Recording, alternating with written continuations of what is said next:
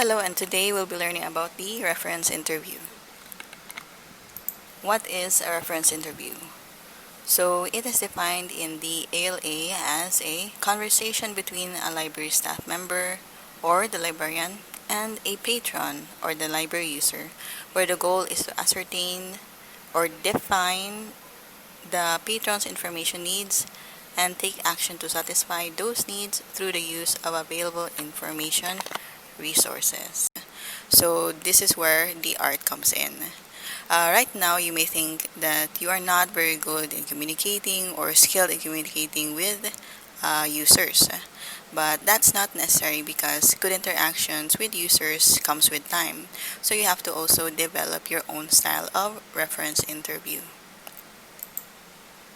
Okay, so in history, so during the first or early 20th century, so during the 1910s or 1920s, it was not called reference interview, but called librarian user conversation. And then in 1954, David Maxfield applied interviewing principles from the counseling field. Okay, so in the reference interview, they added now acceptance, understanding, and communication and collaboration. So they added feelings, compassion, a human touch to the reference interview rather than the procedural or mechanical ways or steps. Okay, so now we have the process. Okay, so RUSA has provided a process to the reference interview. You can see there's approachability, interest, listening and inquiring, searching, and follow up. And we see again there is the roving method of follow up. Okay, so you can read all of these steps. Let's just proceed to this reference interaction process. So we'll talk more about this. Okay, so now in many ways it is better to think of this as the reference interaction. So this is their reference interaction process because it was a two-way dialogue or two-way communication. Okay, between a user and a librarian where they both contribute in the process. So it cannot just be the user doing all of the interviewing or the talking, but also the librarian giving input. So users bring the questions and the understanding of what is needed for the topic because it is their interest. And while the librarian brings understanding of available resources, so what's inside the library, and asks questions to encourage the user to explain their expectations and also to help the librarian in matching what is available with their resources. Okay, it is only the user who can determine what is the extent, how much, what resources, what type of information can be provided, and that is relevant and accurate. So the reference interaction starts and ends with the user, and it won't matter who starts the conversation. So the greeting here, we have inquiry, open questions, closed questions, paraphrasing, searching, communication skills, follow up, and the closing. Okay, so let's start with the beginning of the interview, the opening of it. So to further elaborate the process, let's go through what is required in the beginning of the interview. So there is approachability, greeting, interest, and body language. Okay, so now for approachability. So first impressions are said to be lasting ones, so you must make a good impression. So how the librarian first appears to the user will affect their attitude towards the librarian and may shape their praising of the questions. So we have to be approachable. If we're too, let's say, mean looking or too strict looking, they might try to face and become nervous in trying to ask their questions. So it may sway their decisions as to ask the question at all or not anyway. So that sometimes they may say in a shy way, "Sorry to bother you, ma'am. Can I ask a question?" So we must address them with a smile and then making eye contact. Now for the greeting. Okay, so the greeting, there are many ways and many avenues to greet the user because there is not just the face-to-face, there is the telephone, and then there is also the chatting through messaging apps, messaging sites. Okay, so a simple greeting is enough. That will establish that the librarian is available to help the user and allay or disappears any fears that the user is feeling, or that they feel that they are in the wrong place or that the librarian is busy. So you can just say a simple, "Hi, how may I help you?" to open the conversation. Okay, so remember the tone, it should be pleasant or nice, not hard. Okay, and there's also the telephone. So telephones are more formal in person than the actual face-to-face. So you might say, for example, like here in the library, we do a complete greeting. So you might say, "Good morning, welcome to Tangledor Library. This is Glenda, how may I help you?" Or along those lines, just to let them know that you are calling a place, the place that you are looking for, the library, and also who are you talking to. Okay, so there are also online greetings like I stated before, so in chat and instant messaging. So this is an example of how you can communicate through chat. So there is still the greeting and the addressing of the user by their name, or at least their online name. Okay, now we have interest. Okay, so the key here is that the librarian is to show that the librarian is truly listening to what is being said by the user. So you should be paying attention. Okay, so important physical reminders. There is the nodding, smiling, and encouraging and being alert and focused. So focus on your users.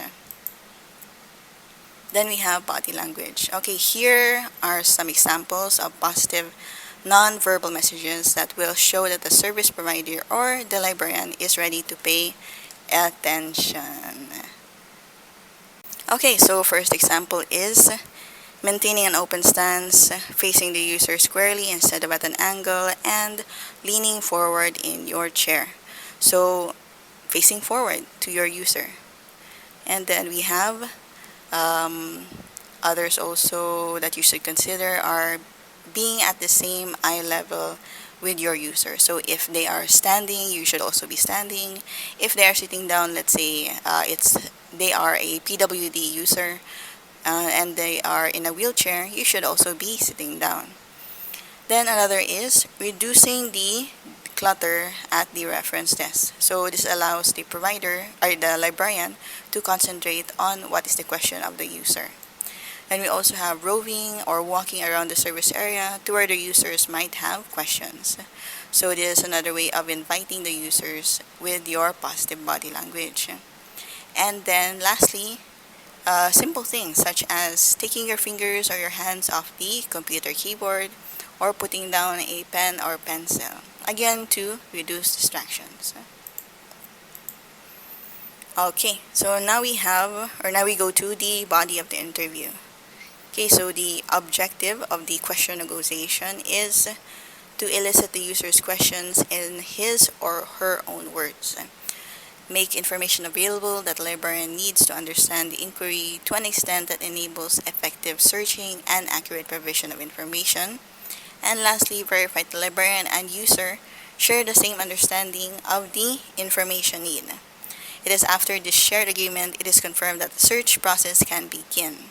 So here we will go on to the interview, the questions that we will ask the users. So the different types of questions that we will ask are open questions, closed questions, encouragers, and active listening. The first, open questions. So an open question has no fixed answer. So it cannot be answered with a yes or no. And typically they are start with what, when, where, and how. Okay, so here after greeting and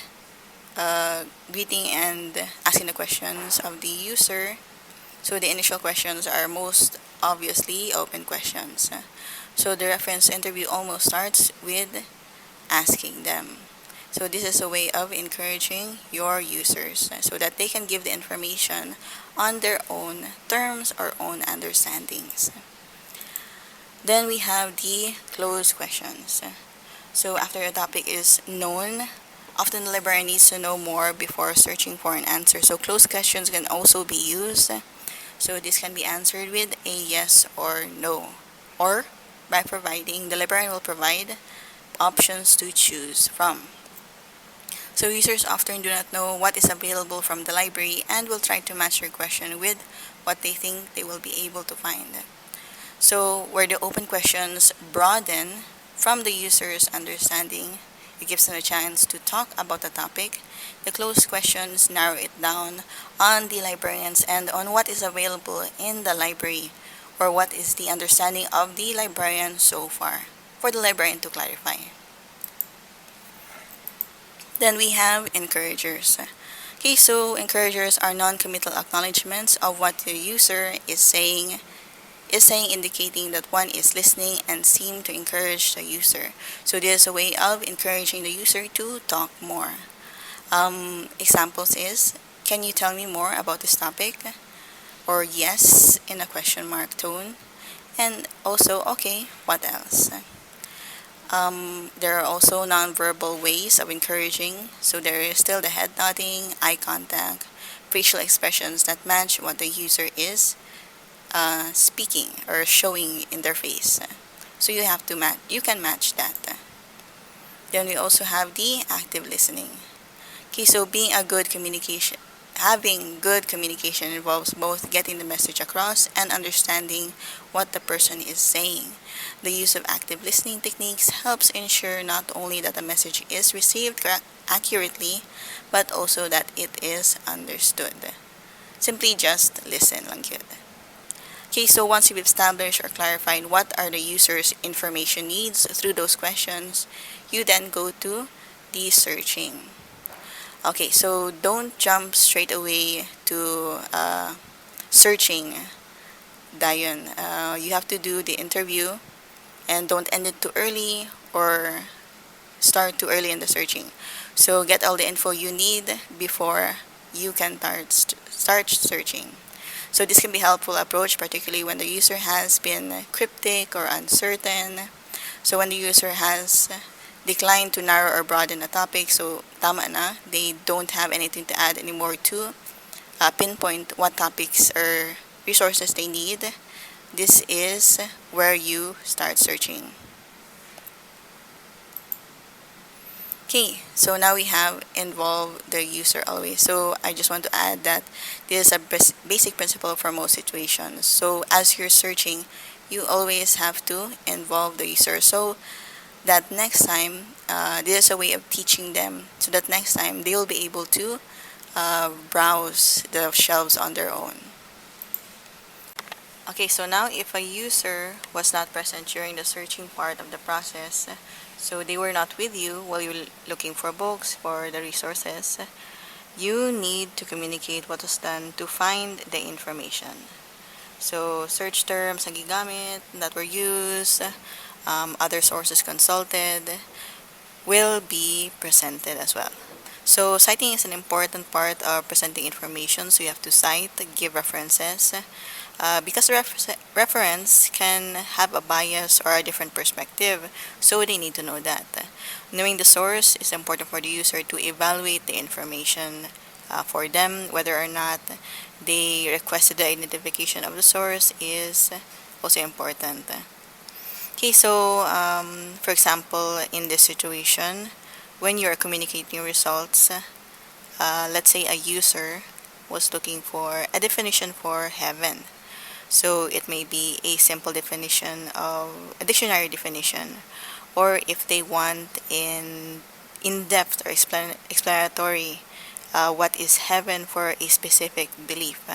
So earlier in the stages of the reference interview, ideally you would determine on the scope. What is the scope of the information need? The presentation of the answers is always a good time to verify that the information presented is what they want. So was it in-depth or was it just a definition? Okay, also for closing. Okay, so now we are at the end of the reference interview. So the end of the reference interview should always leave the door open for more opportunities with the user. So it should leave or end with a positive note. So you have to confirm also if what the user wants, the information that you have given them, is what they want. So you can ask questions such as, does this completely answer your question? Or is there anything else that you would like or that I can help you with also? So give the users the opportunity to ask further information or to say something different from what was required. So they may also add more. Asking follow-up questions could also be useful in this situation if you want to correct something or verify something. And then it is also pleasant for the librarian to remind the users that we are always available to help them in the closing statement. Okay, so follow-up. These are one of the parts of closing. So follow-up is to confirm with the user that do you need something else? Do they need more information or nothing else? And then we have referrals. Okay, so some librarians during the end of the reference interview may not completely find the answers, and you may find that it is difficult to let go of a question because you want to answer it. You have a tendency to hang on to it, and you still can't answer the question. So it would be best to refer them to another organization or another person. So you have to call to verify that there is another expert or another org that is willing to help them or tell them dili kailangan call. So giving a referral does not only help the user, but you also have to help the organization also by informing them that another user will need their information so that they will not be misdirected, and they can prepare for the information needs of the user. Okay, so it was stated by Christopher Nolan before. I will just leave that an unsuccessful reference interview should always end with a referral. So if you are not able to answer it, refer them to someone else. Then we have negative closure. Okay, so now there are times or instances where you may experience negative closures. So this is when a reference interview has ended abruptly without a real examination of the user's question or an adequate attempt to meet the user's information need. So why does this happen? One of the reasons is, first, the librarian may be unsuccessful in answering the user's query and did not make an appropriate referral. So you tried to answer, but it was not answered, and you did not also make a referral. Where can they go next? Another is whether because of frustration or futility or lack of patience or poor communication skills, some interviews end early because they are simply not going well. So on the start or in the middle, the user lost patience or they needed faster information, so they were not satisfied with the service, so they will stop using the service of the library. Then another is interviews can be closed for policy or institutional factors such as time of day, queues, or others waiting, and also costs. So it could be also with the environment. So it could be the end of the day, we cannot answer any more questions, but we can refer them next time. And then there's also the librarian self-follow-up. Okay, so this is another aspect of follow-up is the reference librarian's self-reflection concerning the interaction. So we need to reflect also, was it a good reference interview? Were we successful? And if not, where could we change and improve ourselves? So that's it for the reference interview. See you in the next lesson.